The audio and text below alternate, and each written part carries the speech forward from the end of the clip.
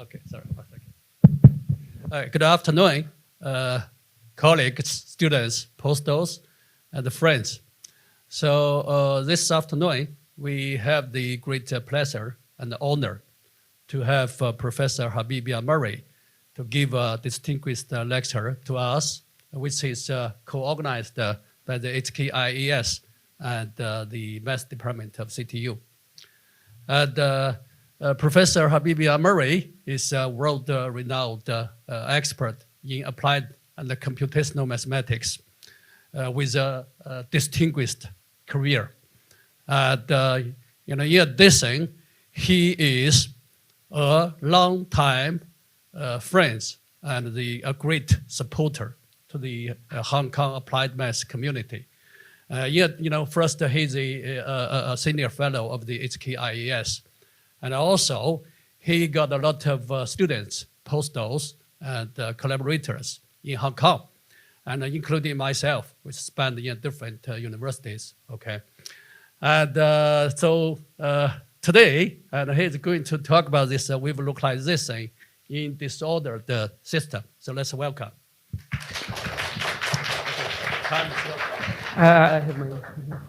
Thank you so much, Hong Kyu. It's always a great pleasure to be here. So can I have my slides? Yeah, perfect. Great. So the purpose of my talk is kind to show you what we have been doing on this metamaterials. These are microstructured materials with unusual wave localization and transport properties. So I will focus only on this unusual wave localization properties. And these metamaterials are done to manipulate waves beyond relay resolution limit, which is half of operating wavelength, with many applications, including quantum computing, wireless communication, and biomedical super resolution imaging.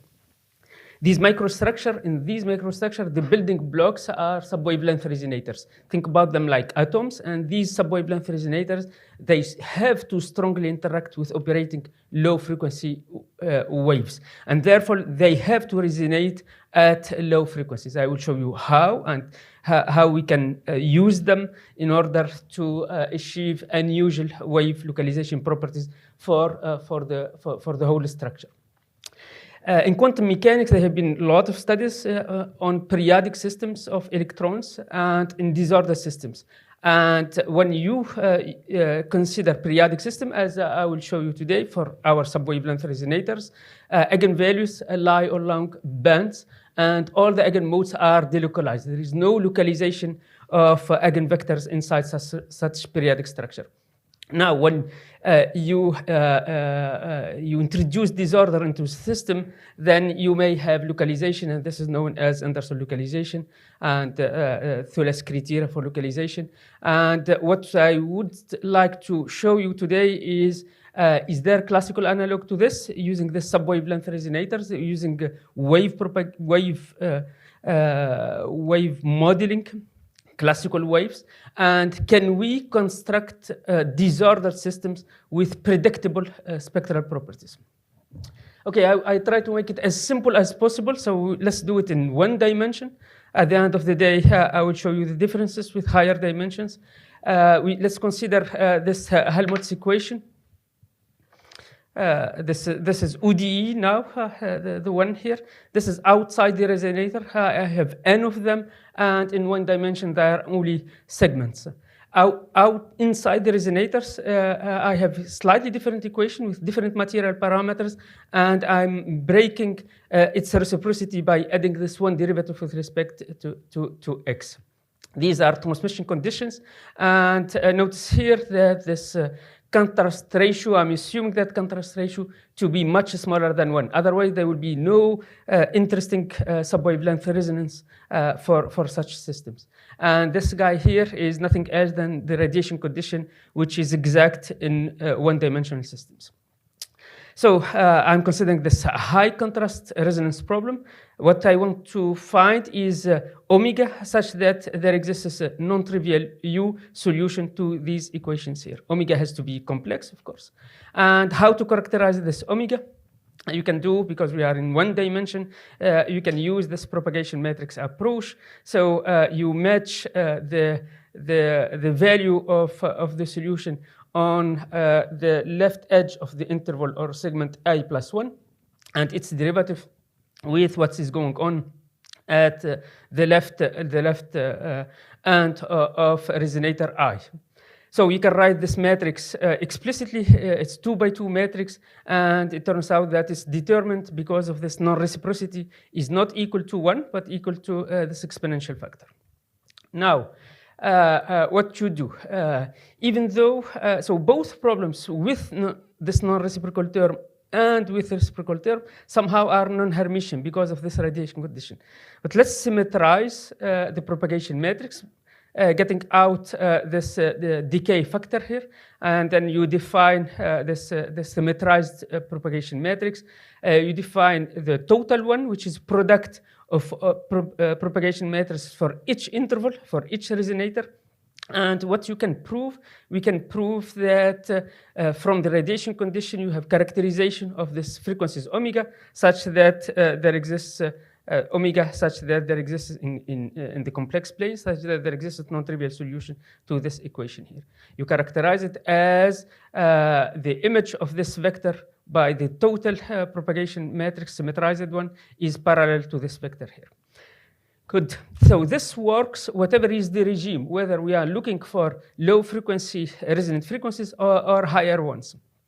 The interesting problem for us for this metamaterials, the interesting physics is happening for omega small. So I will call subwavelength resonant frequencies in this high contrast regime. You need this high contrast regime, otherwise they will never show up. Frequencies such that there exists non-trivial solution to our system of ODEs, and those frequencies, they go to 0 as our high contrast material parameter goes to 0. You can compute both of them based on that characterization. You can compute the resonant frequencies in subwavelength regime. I have 6 resonators, and you can prove that, I will show you later, we can prove that there are 6 of them. This is the peaks in the transmission, and these are the values of the subwavelength resonant frequencies, means that those frequencies are with wavelength which is much larger than the size of a single resonator. You can compute other for higher ones. There are infinite number of them actually. These are the real parts corresponding to this infinite number of resonant frequencies. And what you can see, if you plot the eigenvectors are localized all at one edge of the structure. If you assume that this parameter gamma, that we call it gauge potential, is positive, then all the eigenvectors are localized at the left edge of the structure of the system. I have n subwavelength resonators, and all the eigenvectors are localized at one edge. So I will try to explain this. In the non-subwavelength regime, for frequencies which is corresponding to wavelengths much smaller than the size of the resonator, you have the same effect. Nevertheless, the main difference is that in the subwavelength regime, the solution, the corresponding eigenmode, is approximately constant inside the resonator, while it's kind of oscillating in the non-subwavelength regime, but still there is exponential decay of the eigenvectors. So this is localization at one edge of the structure. And for gamma, for this non-reciprocal parameter, if it's smaller than 2, the resonant frequency, then you have this oscillation behavior. And if it's larger, then, as I said, everything is constant inside the resonators. And this kind of transition corresponds exactly to this underdamping and overdamping transition for dampened harmonic oscillator, but not in the time variable, but it's in the spatial variable. Good. Now, how you compute this resonant frequencies? Either based on this characterization, or you can compute them through a discrete approximation. So this discrete approximation is the following.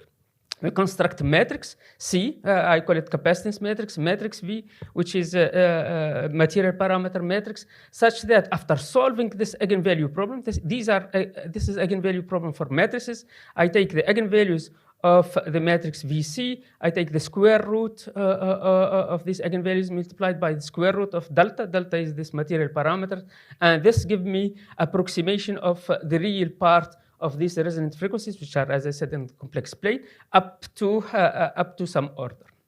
Okay, and we can prove that the solution is constant inside each of these resonators. The matrix V, it depends on the lengths L and the speeds V inside the resonators, while the matrix C, it depends on the spacing between my resonators, and depending only on the resonator spacing. It's a 3-diagonal matrix, and it's symmetric because somehow the problem is reciprocal.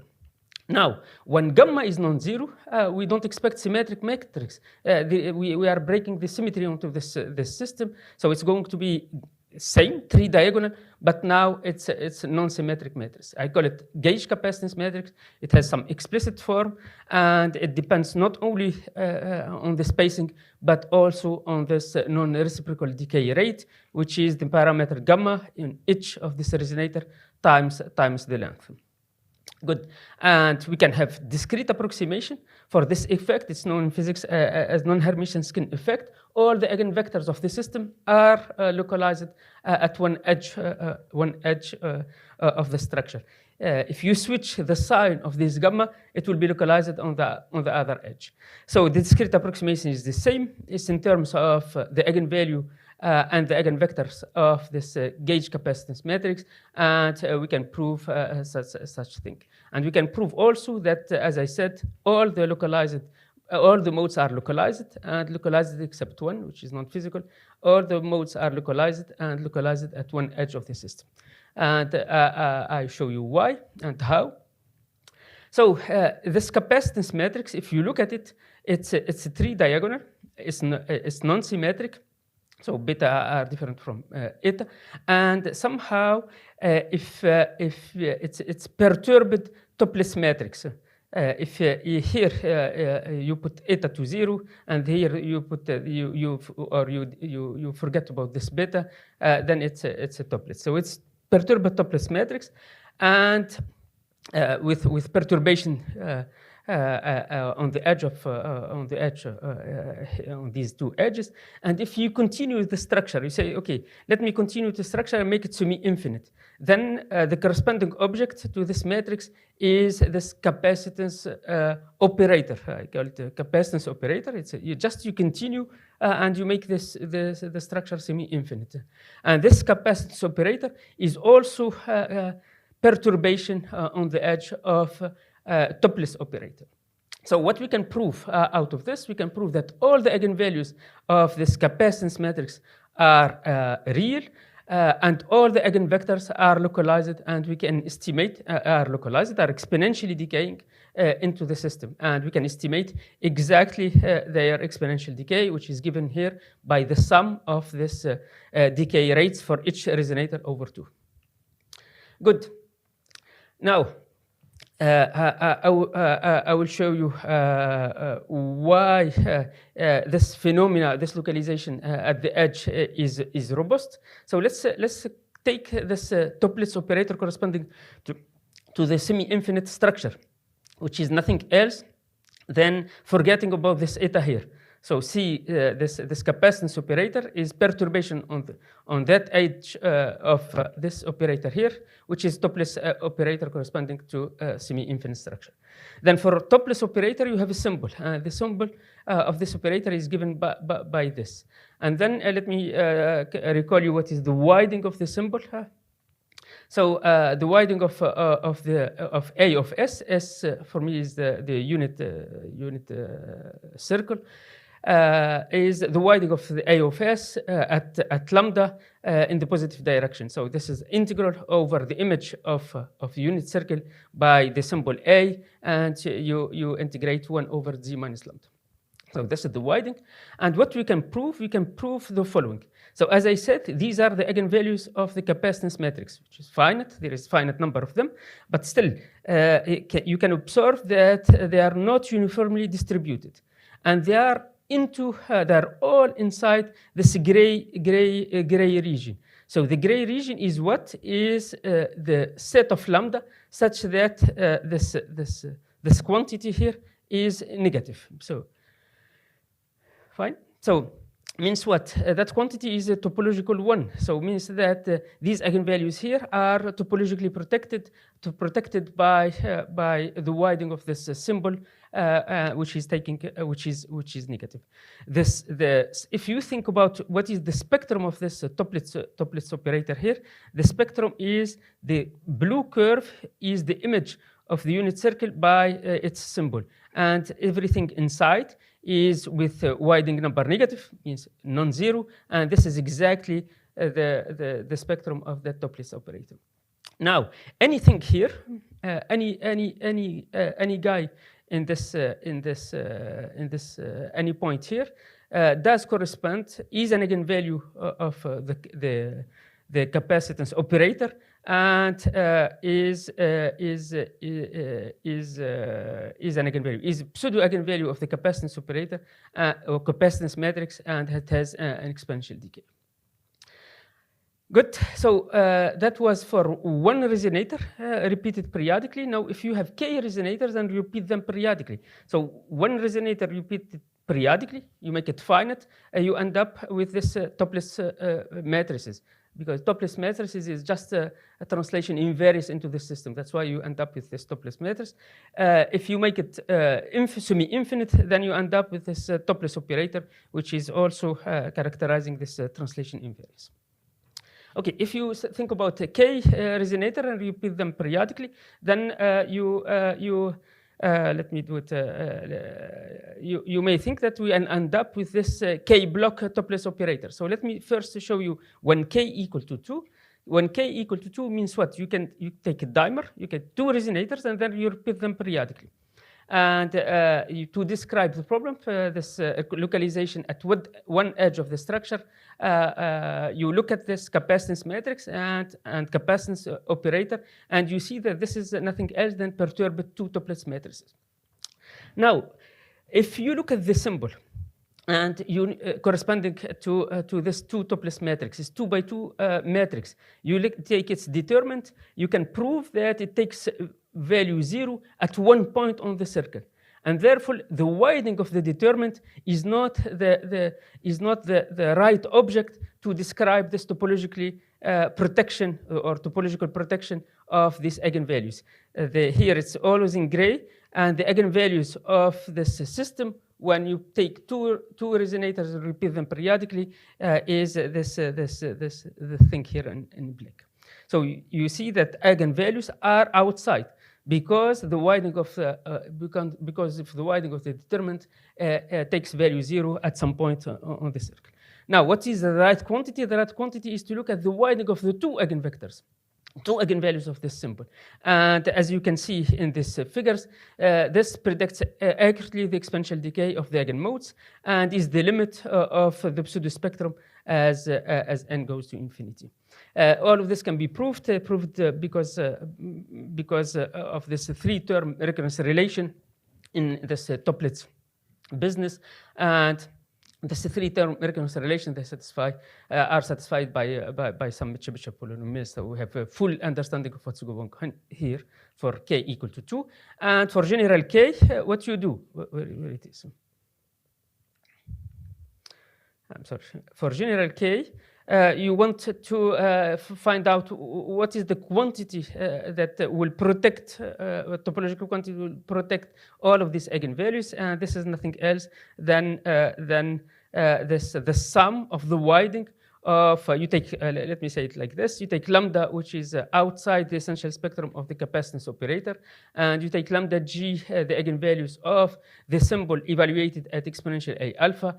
If this quantity here is negative, this widening with respect of, widening with respect at that point, so S is a unit circle. If this quantity is negative, then there exists an eigenvector U of the capacitance operator, which is associated to this lambda and some rho, such that you have exponential decay of the corresponding eigenvector. Good. So these are the figures. This was for the trimer, and as you can see, the eigenvector, if you plot it, all the eigenvectors are exponentially decaying, and the corresponding eigenvalues are protected, are in this gray region. So here there are 2, 3, and this is because we have 3 tuplets, 3 families. We have 3 tuplets operator. Good. Proving this is the same. You write this for general K, you write this K tuples operator. It's a 3-diagonal, it's perturbed. Now, the capacitance matrix is perturbation of this operator here at this edge. You introduce this non-reciprocity decay rate, which measures the non-symmetry of the matrix. This is due to the factor gamma, which pushing all the eigenvectors to accumulate at one edge of the structure. And then this is the Laurent operator corresponding to the structure. What does it mean? If you take the semi-infinite limit, you end up with this tuples operator. If you take the limit on the left and on the right, you extend your structure in both directions, then you end up with this Laurent operator. It's K Laurent operator. And the symbol A, this guy here, out of the coefficient of this Laurent operator, tuples operator, both operators, they have the same symbol. It's given by this quantity here. Okay. Now, if delta is equal to 0, if the matrix is symmetric here, if this matrix is symmetric or this operator is symmetric, if delta is equal to 0, then the symbol is collapsed. It has no widening around 0 for all lambda in C. Now, you truncate your operators, you introduce these projections. So what I want to understand is the following. Let me truncate here. Take M block. Okay, that would be matrix. I compute its eigenvalues and eigenvectors. What would be the limit of the spectrum when the number of blocks will go to infinity? I will do it also for this Laurent operator. I truncate, I take a block here of M K resonators. So there will be M times K resonators. And what would be the limit? So the limit would be the following. So these are the tuples matrix out of the projection, out of the truncation of the tuples operator. Then the limit will be the following. So let me first show you what is the spectrum of this K block operator. You can prove that the spectrum of this operator is the union of the spectra of what? Of the symbol evaluated at this complex phase, if you like. So alpha is going to be between minus pi. If you are familiar with this block theory, this is nothing else than the first Brownian zone. And beta is, so you have beta is between 0 and delta. Means what? Means you have to not only compute the sum over this Brownian zone, but you have to compute it for all decay rates which are between 0 and delta. So you have to move it to the complex plane. Okay. When the symbol is collapsed, then this operator is symmetric, and then you can prove that its symbol, its spectrum is exactly the union over the Brownian zone of the spectrum of its symbol evaluated at exponential minus A alpha. Okay, so this is a kind of generalized Brownian zone we introduced to describe the spectra of such non-symmetric operators corresponding to our structures, corresponding to our skin effect. Now, if you consider the semi-infinite limit, then the rate of decay is fixed. all the eigenvectors, they decay with the same rate, which is delta, that rate corresponding to the product of all, I can show it again, product of all this non-reciprocal terms here. So you take the ratio between these guys here, and you multiply them, and there are k of them, and then you take the log. Okay, so if delta is equal to 0, as I said, the symbol is collapsed, and then all the eigenvectors will decay with the same rate. To prove this, you symmetrize the Toeplitz matrix T as what we did for the propagation matrix, and you can prove that it's similar to truncation of Toeplitz operator with a collapsed symbol. Then it has no widening, and then you can prove such formula here. These two formulas, they're up to at most 2k minus 1 point. Okay. If you make it periodic, you take your system of k blocks of resonators, and you repeat it periodically, then the spectrum of this circulant matrix will converge with the spectrum of the corresponding Laurent operator. Okay. There is also convergence of the pseudospectrum. Now, this is the figure. These are the eigenvalues of the circulant matrix. These are the eigenvalues of the Toeplitz matrix, and you can see that these guys here, they converge to the eigenvalues of Toeplitz operator corresponding to this collapsed symbol. Okay, the pseudospectrum here, it does converge or the spectrum of the pseudospectrum of the truncated or the Toeplitz matrix, it does converge to the spectrum of the Toeplitz operator, and what else? And I think that's it. Okay, now let me show you in a few minutes this topological interface modes for Hermitian systems. So let's make it simple. Take gamma equal to 0, because if it's not equal to 0, I know that everybody is localized at one edge of the structure. Now let's make it equal to 0, and let me show you the structure. It's the simplest possible structure. Take a dimer D1, D2, repeat it periodically, and then here just at this point here, just swap S1 and S2. So the structure will be not translation invariant. You are breaking the translation invariance globally. So it's a mirrored structure, and then you lose this translation invariance system. And the idea is such system has a localized mode, which is at the interface between this chain with S1 smaller than S2 and this chain of dimers with S2 smaller rather than S1. Okay, so if you write the capacitance matrix of the whole system, this is finite system, you write the capacitance matrix of the whole system, you see that it has two blocks, and these are mirrored somehow. What we can prove using this Chebyshev polynomials, we can characterize quantitatively the localized interface mode. We can prove that there exists only one, and it does converge to a limiting value when n goes to infinity. That eigenvalue, that interface mode, corresponds to a frequency which is in the gap, in the spectral gap. Otherwise, it cannot be localized. So if you compute the limit when the number of dimers is going to infinity into the structure, for the blue part, this part, or this part, the limit is the same, and it's given by the union of these two bands. And as you can see, between them, there is this spectral gap. So the eigenvalue corresponding to this interface mode has to be, this is what, otherwise it's not localized. There is localization because we are in this band, on this spectral gap, and then as the size of the structure is going to infinity, it goes to some particular value we can compute. So this is the eigenvalue. This is the eigenvalue corresponding to this mode, which is the interface mode. And as you can see, it's localized between these two halves of structure of the structure. So usually this guy here, as the skin effect, everybody is interested in kind of describing how stable it is.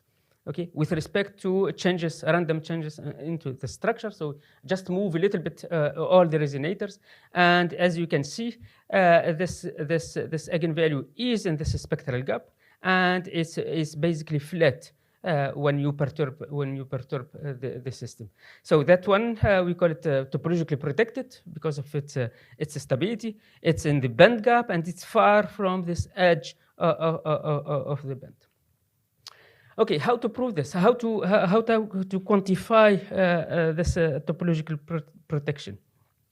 So we have here a dimer. So it's a two tuples operator. You take its symbol, and then you compute this function here, a of exponential a alpha. So if you are familiar with this business, this does correspond to the quasi-periodic capacitance matrix. It does correspond to taking a dimer and then saying, okay, I don't solve for that dimer. I solve just for that dimer with quasi-periodic condition, the spectral problem. And then I integrate over all the quasi-periodicity, and I recover all the spectral properties of the system. So this is Fluke block theory. So this guy here, it turns out to be smooth, but it takes, it's determined, takes value 0 when alpha is equal to 0. The periodic case is degenerate case for that symbol. If not, then the first thing that you can think about it is if the operator is Fredholm, then there is a quantity which is topological quantity describing describing its kernel and things like this. And this topological properties or quantity is nothing, and it's index. And you know that the index of the operator, if it's Fredholm, corresponding to symbol A, is the index of the operator, the topless operator with symbol equal to the determinant, and this is equal exactly to minus the widening of the determinant around 0. So this quantity here you can compute, and then this quantity here may explain the topological properties, or may explain this unusual stability properties of that eigenvalue which is inside this spectral gap. Okay. But it turns out, as I said, the determinant is equal to 1. So you cannot use this theory because being Fredholm is equivalent to having the determinant of a exponential a alpha without any 0 on the unit cell. But then, okay, people realized that you can make it with inversion symmetry. Under some inversion symmetry for your two resonators, which are repeated periodically, you can compute exactly what is a of exponential I alpha. It's simple. It has this form here. Because these two quantities, they correspond to self-interaction of each resonator with itself, and then the interaction has to be symmetric. So this guy here is a complex conjugate of this guy, nothing else. And then you compute the corresponding eigenvectors, the corresponding eigenvalues, and then if you compute the determinant is degenerate at 0.1. Then this theory is useless. But if you look at the argument of this quantity here, then this is nothing else than what people call the Zag phase, and you can compute it. It's equal exactly to this Beery-Simon connection, and it's quantized. It's equal to some number, let's say pi. If S1 is larger than S2, the separation distance between the resonator, and if it's smaller, then it's trivial. It's equal to 0. So you call this case non-trivial, and you call this case trivial. And finding this, this was a Nobel Prize in condensed matter physics. Fine. Now there is another way to create localization which is topologically protected, means super stable with respect to changes or disorder into the system. You take a chain, and you chain of resonators, and you dislocate, and then you can prove that you have a chain of resonators, and so you have a band gap. If the when you make it properly, and you can prove that there are two eigenvalues. They are emerging from the edges of the spectrum. They converge at this distance here, going to infinity, to if you like, any point inside the band gap. So you can make it localized. You will get localized mode here and localized mode here, and those modes are super stable with respect to changes in this thing here. Okay.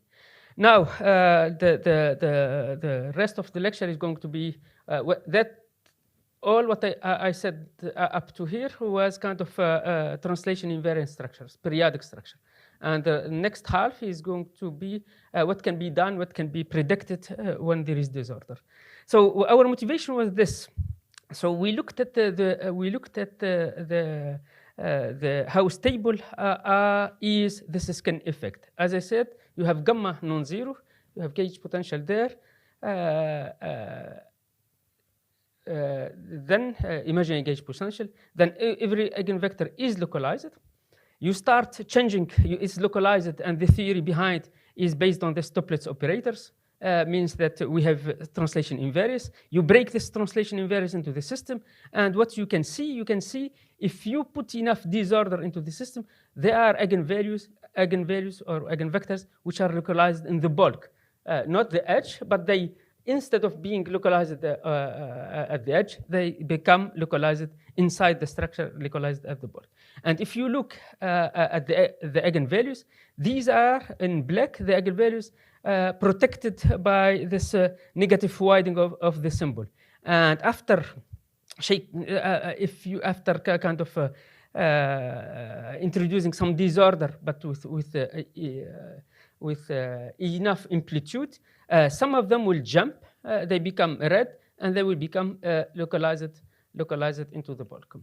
So I want to explain this picture. So first thing what we have to do is kind of, let's do it only for the symmetric case, because as I said from the beginning, you remember this symmetrization of the propagation matrix. Let's do the same.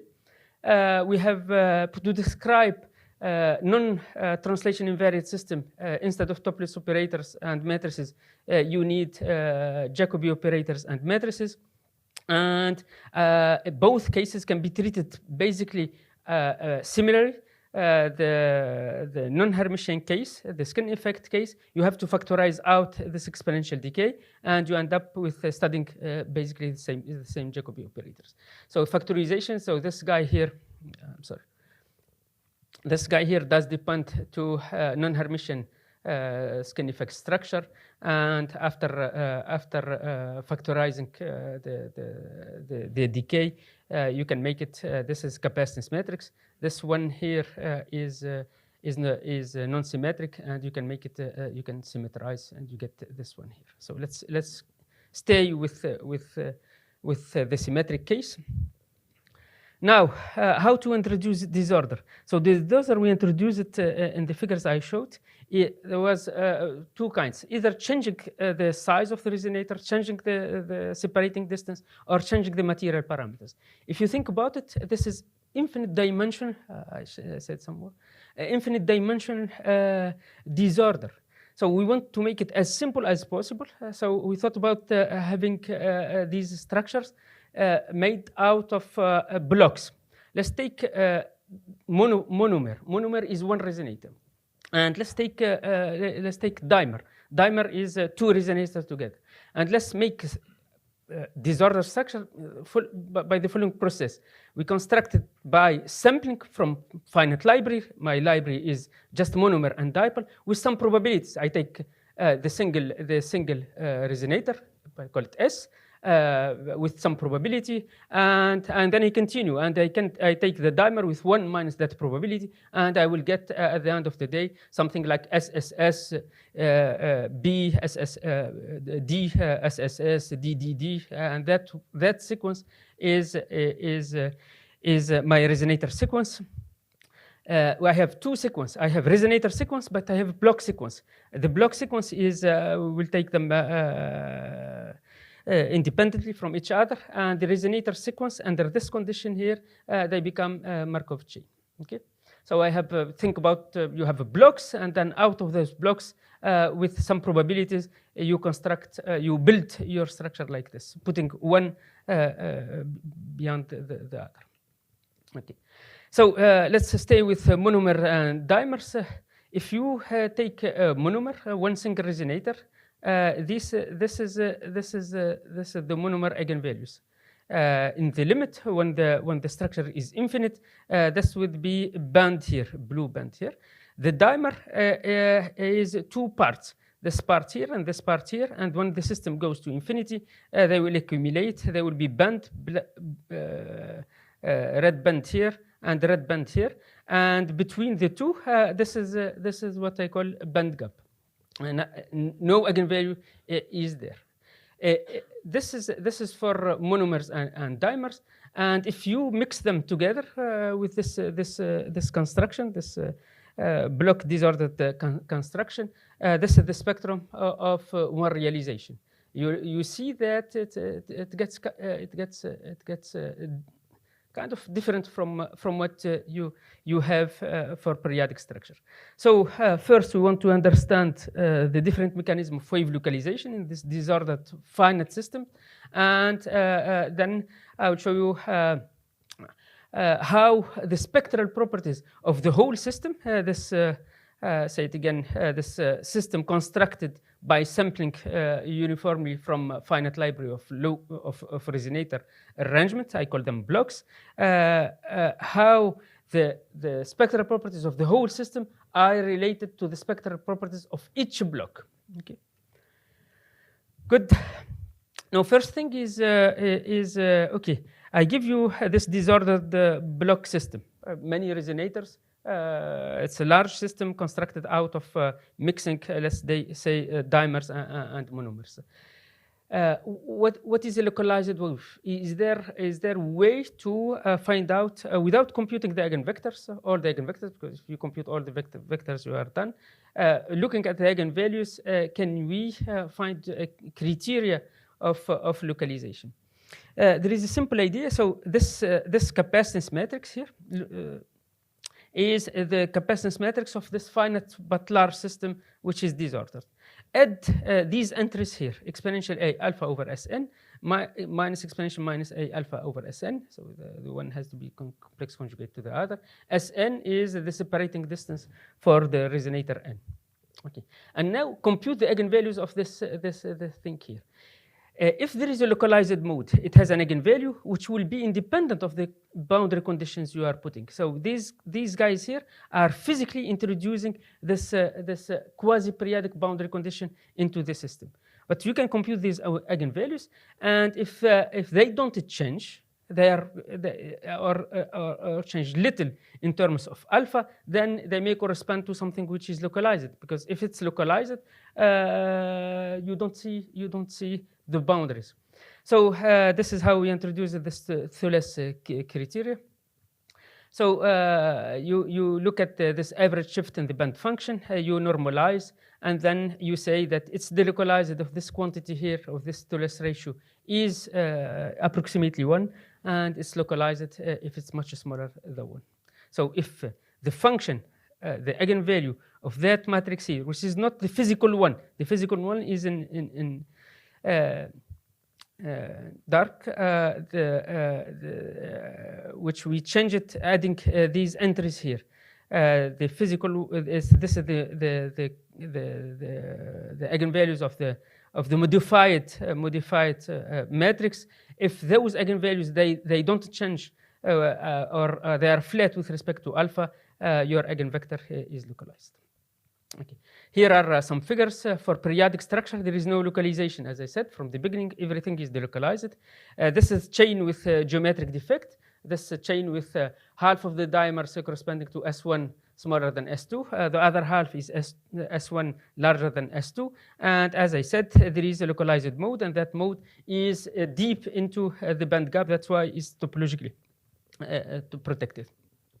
This one does correspond to dislocated chain. So when you dislocate the chain, you may have two edge modes, but you may have two more edge modes here. So that's why you see 4 edge modes. And this is a disordered block structure where you are mixing signal resonators and dimers randomly. And if you look at this, most of the eigenvectors are localized. So here is this comparison between this is plotting how the eigenvalues depend on alpha. This is a Thouless criteria, and this is comparing this with this inverse participation ratio, which is the R4 norm of the vector over the L2 norm of the vector. Now, what we want to understand the following. as I said, if you send the structure to infinity, I will show you that all the eigenvectors will be completely localized with different localization lengths, if you like. But we want also to understand the following. For periodic structure, band is clear. It is the accumulation of these eigenvalues when you send the system to infinity. Band gap is there is no eigenvalue there. And that's it. For periodic structure, you have bands and band gaps. That's it. For disordered structure, we saw there are three regions. Shared passband, shared band gap, but there is something which is hybridized region. It's band gap for one family, for one block, and it's band for the other. Let's call it hybridized. Okay. And it was kind of it's not a theorem, but it was kind of believed in physics that if you take two structures with two different band gaps, when you mix them, the band gap of the resulting structure is the intersection of the two band gaps. So I will show you that this is true, provided some condition you have to verify. And if these conditions are not verified, you may get the band gap, the shared band gap, completely polluted. So first thing, let's formulate the problem. So as I said, you have M blocks. These M blocks are chosen randomly from two families, single resonators and dimers. And you can write the problem in terms the infinite one. You make it infinite for infinite structure. So then I will go back to the finite structure. You can write it in terms of Jacobi operator. So this is the actual Jacobi operator, and the coefficients here are related to the speeds, the separation distance, the lengths of our resonators. And the spectral problem we want to study is the following: finding lambda such that there exists U. This is a vector, infinite vector, equal to 0. Okay, now first let me show you that there are ergodicity properties into the system. So as I said, there are two sequences. So it's the same. Either you think about it like a sequence of blocks or a sequence of resonators. So if you take the sequence of resonators and to each sequence of resonators you associate this Jacobi operator, this is a random operator on the probability space of resonator sequence to construct. Then you introduce this group of shifts. A group of shifts is just a translation of our sequence of resonators.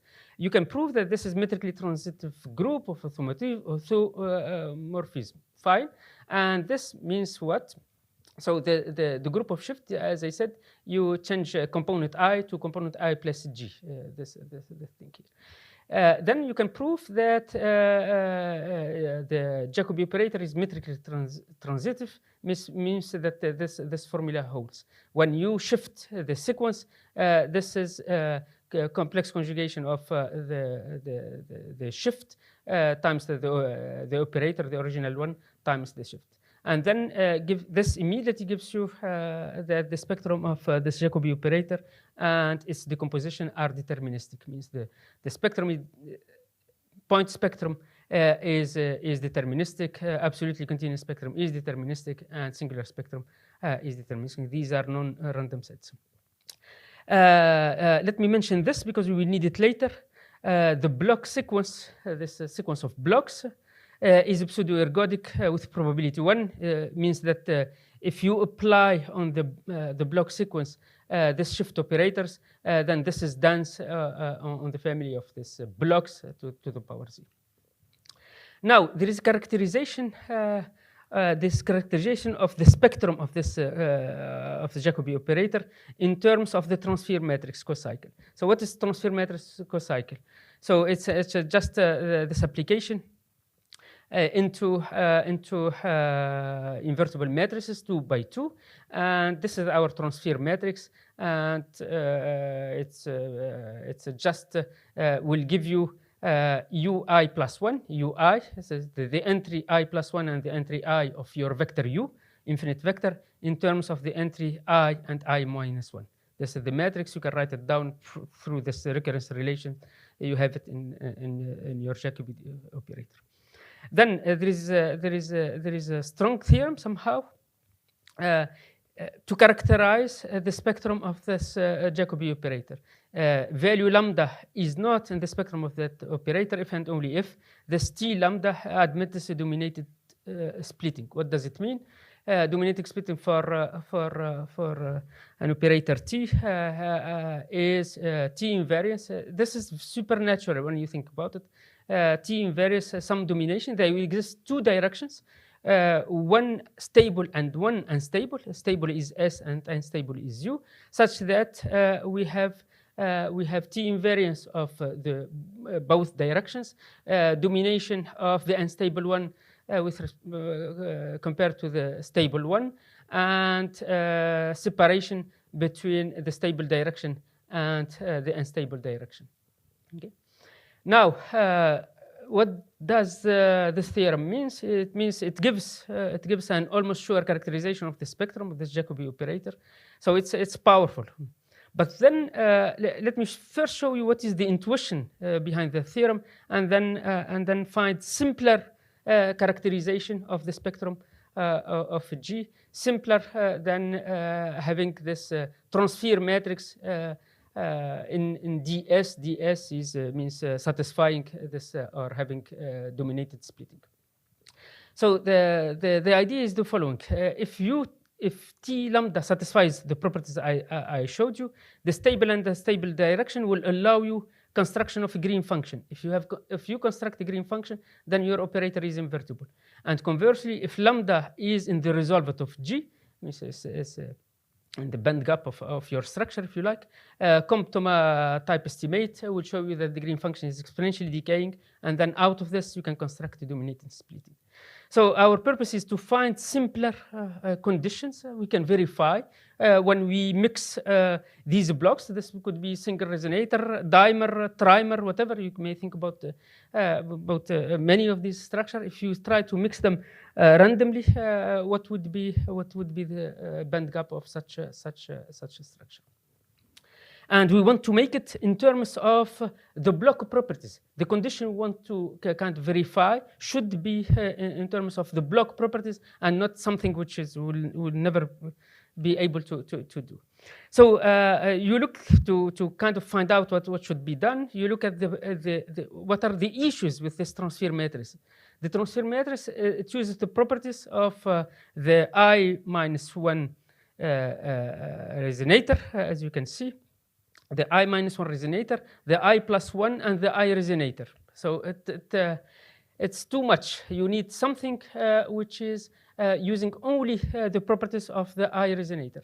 And the second thing, everything is in terms of this resonator sequence. A resonator sequence is not IID here. While the block sequence, by our assumption, we are taking the block sequence IID.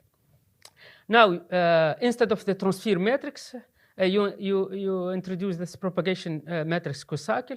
So the transfer matrix multiplied by these matrices here. There is physical intuition out of this. You get the propagation matrix, and if you think about it, this is the discrete version, or this is the propagation matrix of the discrete system corresponding to the ODE I showed you at the beginning.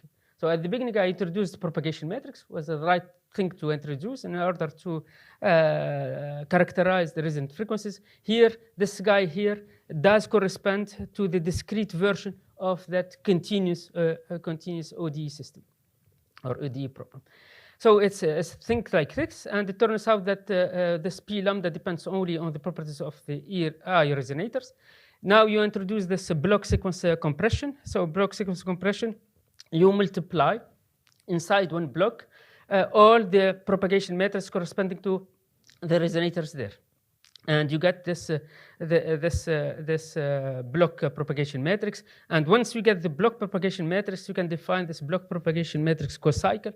So being cocycle is being defined over Z, and you can prove that the determinant of this guy is always 1. Right.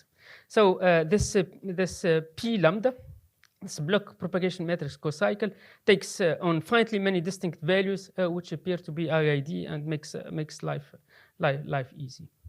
Now, how to construct those conditions. So we use two things, just correspondence between matrices of determinant 1 and mu-Bose transform on this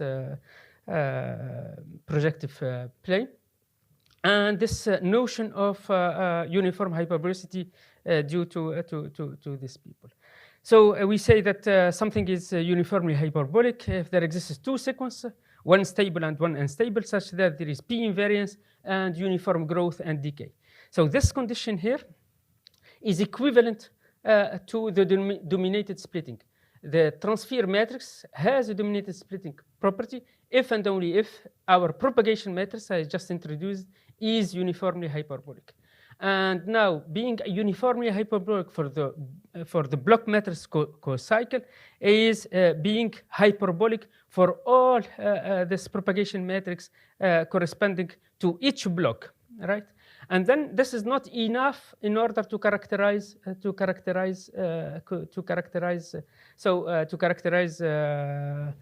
band gap of the structure, to characterize this values which are not on the spectrum of our Jacobi operator.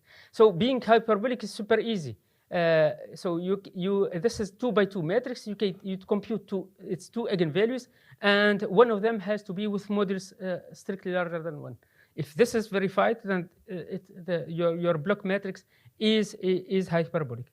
But this is not enough. As I said, you need this source sink condition to be satisfied, and this source sink conditions.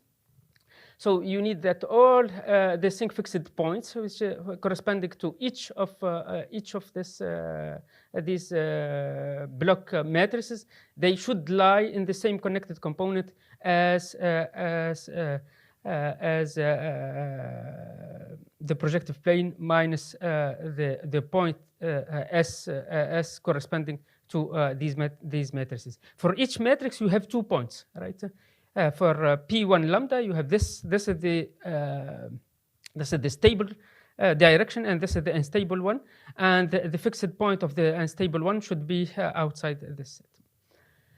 Good. So and then if this block propagation matrix co-cycle is uniformly hyperbolic, then lambda is outside the spectrum of G.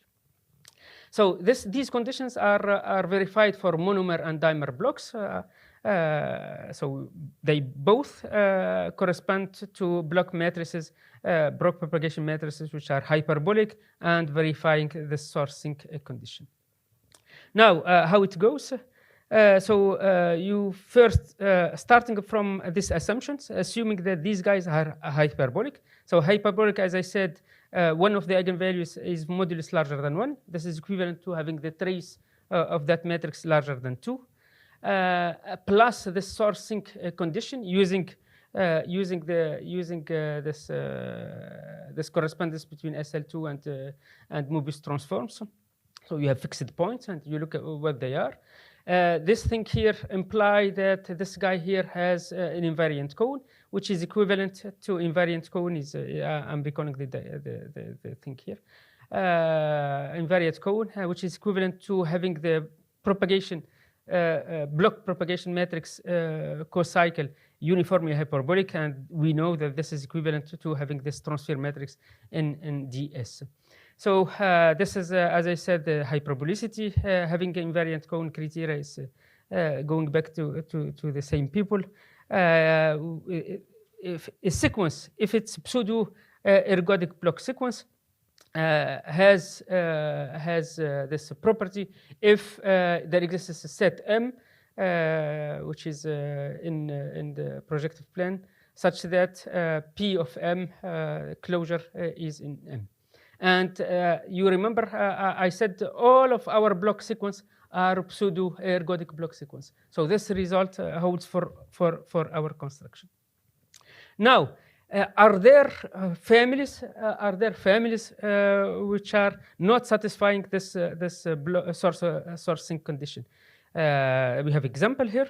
So you take a dimer with a spacing 1 and outer spacing 2. You invert that dimer. In principle, they have the same band gap, and if you mix them, then if you expect that the band gap of the disordered structure is the intersection, it should be 2, 3. This interval 2, 3. But you can see here that the band gap is getting completely polluted because this family here does not satisfy this source sink condition. Okay, for the semi-infinite ones, you need to add the right boundary conditions.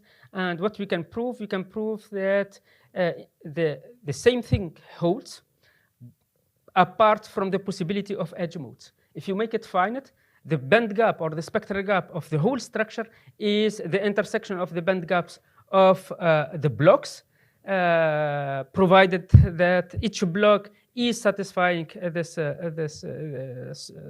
source sink condition and the hyperbolicity of its propagation matrix, apart from possibility of edge modes. And these edge modes, they are here. And these edge modes are exactly the ones I was talking about when I dislocate my chain of resonators. And there is a condition for which we can assert that there is no edge modes, there is no such things. It's kind of a triviality of the associated topological invariant, and this condition in terms of this stable direction, it's just having this in the stable direction. Okay, and now a few minutes because so we know what is the band gaps. As I said, you take two structures, each one has 2 blocks, each one has band gap and band, and then you intersect. So there are things which are in the band of one, but they are not in the they are in the band gap of one and the band of the other. So that region we call it the hybridization region.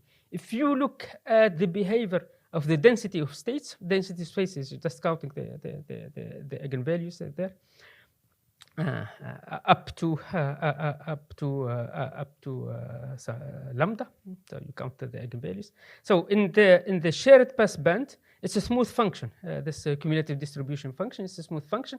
In the band gap, there is no eigenvalue. It's constant, and then it has kind of a fractal behavior in this region here. So there are 3 distinct spectral regions. Band gap, if you look at your blocks, your propagation blocks, they are only hyperbolic blocks.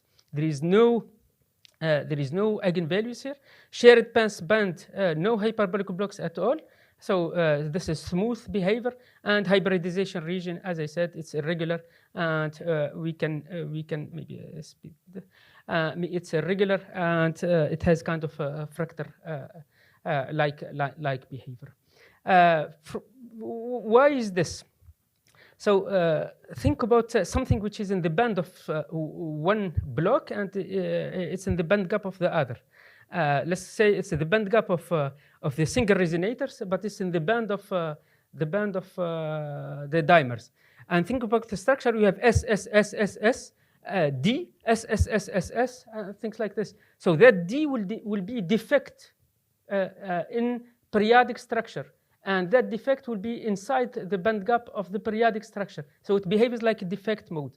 And then you may have SSSD, SD, like here, and then you will have hybridization between these defect modes. That's why we have this, at least how we explain this fractal behavior in the hybridization region. We have also algorithm to estimate what's going on, to estimate the density of states in this hybridization region, which is based on divide and conquer methods. Okay, finally, if you allow me for 1 minute, because we can. I show you two measures of localization. This Thouless function, Thouless criteria. I showed you also this L4 norm over L2 norm. You can think about L infinity norm over L2 norm also. But there is kind of somehow good measure for localization. This is Lyapunov exponent. So you take the transfer matrices, you multiply all of them, you take the log, and you normalize. And for Schrödinger, the discrete Schrödinger, it's known that the limit of this guy here, when n goes to infinity, the number of particles is going to infinity, is positive almost surely. And it's known also, if it's positive, there is no absolutely continuous spectrum, means that all the eigenmodes are localized almost surely. This is 1D result. Now, this guy here, you can do it exactly. You can use it in our business of block disordered resonators. We have approximation of this, which is much simpler to compute than computing the whole thing here. It depends only on the spectral radius of our propagation matrices, lengths of the resonators, and this is the probability of choosing block BD. Okay, and okay. Then for the Hermitian systems, you can write it in terms of the total propagation matrix. And for non-Hermitian system, you can do the same. You can write it in terms of this propagation matrices. And then you can see that it could be positive, it could be zero, it could be negative. While if the problem is symmetric, either it's positive or it's zero. Positive means localization, zero means delocalization. When you apply this exponent as a prediction of localization for non-Hermitian systems, it may get negative. And if you compute it through this symmetrized propagation matrix I showed you, you see that the Lyapunov exponent is the Lyapunov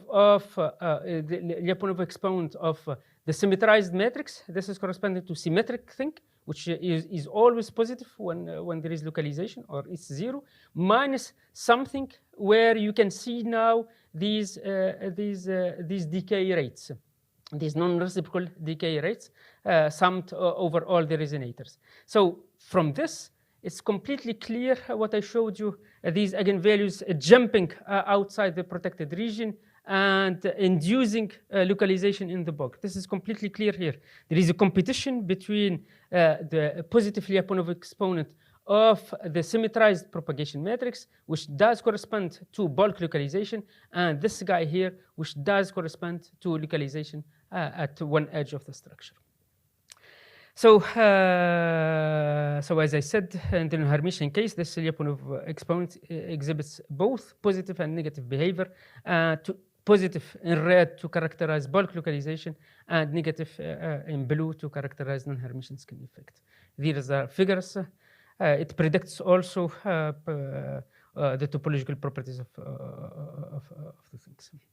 Okay, it can be approximated, and this formula here, this is the one we have been using because it's just simple and accurate, and it gives you an accurate prediction of the disordered widening regions. These are in these figures here. Okay, so let me recap.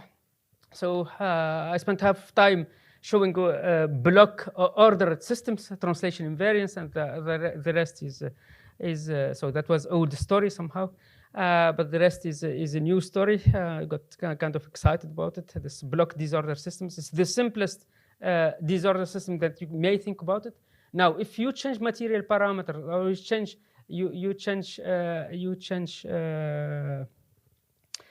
change this separating distance and things like this, you may think about it like infinite dimension block disordered system. I didn't mention that. I didn't mention something, which is I didn't mention that everything here applies to at least numerically, not non-IAD block sequence. So I was assuming IAD block sequence, but it applies numerically. We get very sensible things. It applies when this block sequence are dependent or quasi-periodic or hyper-uniform. You may know what it is. Okay, so all of this is based on propagation matrix to find kind of guaranteed band gaps from block properties. It's not as trivial as what we thought before. They are hybridized regions, and there are conditions. It's not just intersection of band gaps. Is the band gap of the intersection of the band gaps of the blocks will give you the band gap of the total structure, total disorder structure. You need to check a couple of conditions. This Lyapunov experiment prediction, it uses also propagation matrices, and it does explain this competition between Anderson localization and skin effect localization, which is localization at one edge of the structure. What is left, of course, higher dimension. We are thinking about it. We are working hard to kind of generalize a couple of results here. So we think about kind of using weaker measures of localizations. We are using this quantum ergodicity measure, which is at least as I understand that it's weaker measure of ergodicity. So other measures are too strong to have at the end of the day something done. We are thinking, and this is almost there. About topological invariance. So I showed you topological invariance of a structure where translation is broken globally. Now, for this disordered block structures, is there kind of topological invariance? Topological invariance are actually related to the blocks and not to the whole structure. So even when you break symmetry locally, still you can use this topological invariance. So you may think about a structure where the majority of the blocks are trivial, means that their Zach phase is equal to 0, and the other half, the majority of the blocks you have in your realization are non-trivial. Then you may get the interface mode at the end. So we have kind of precise formulation of this, and I think I should stop here. So there is kind of fundamental difference between higher dimension and 1D dimension is this long-range interaction, which is kind of the key for us to understand a little bit better and a little bit more this Anderson localization in higher dimensions. Thank you.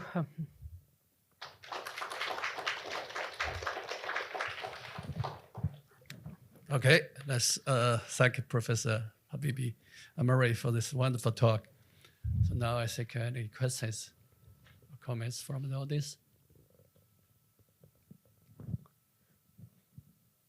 Okay.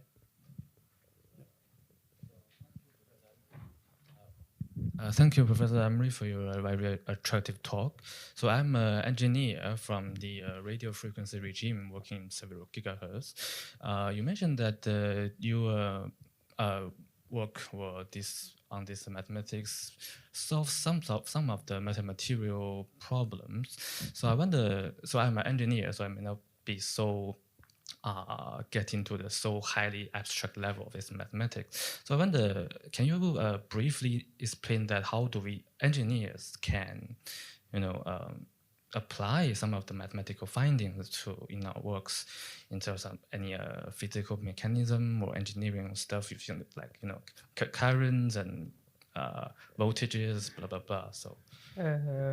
So if you want to guide waves at sub-wavelength scales, you need such resonance structures. Yes. If you want to make non-reciprocal guiding, you have to break the time symmetry into the things. So somehow the math work is always making a foundation of this, but getting a kind of invariance is important, or getting kind of simple conditions to verify on the blocks from which you are making your structures is I think it's important business for applications. And understanding the mechanism is always a fundamental work which is needed and which makes life easier for everybody, not only because you understand what you are doing. Basically. Okay. Yeah. Thank you.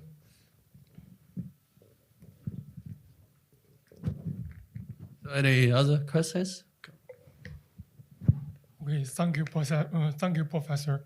The top-leads metrics in your analysis plays an important role.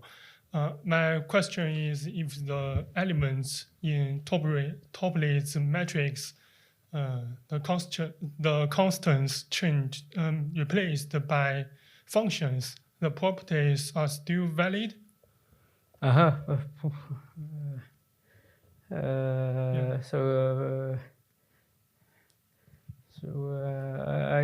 Somehow I don't know.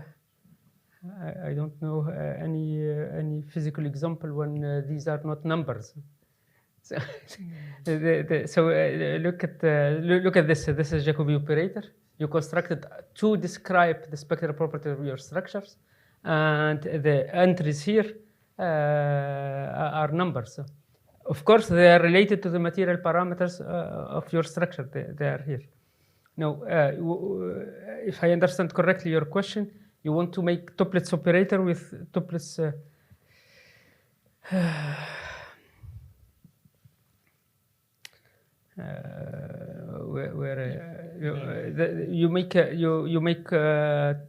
You want to make these guys a function of x, then fix x and then study each of them. For x fixed, you study each of this. You have family parameterized by x's would be parameter. I would say. Just fix it for fix x and then you have exactly the same thing.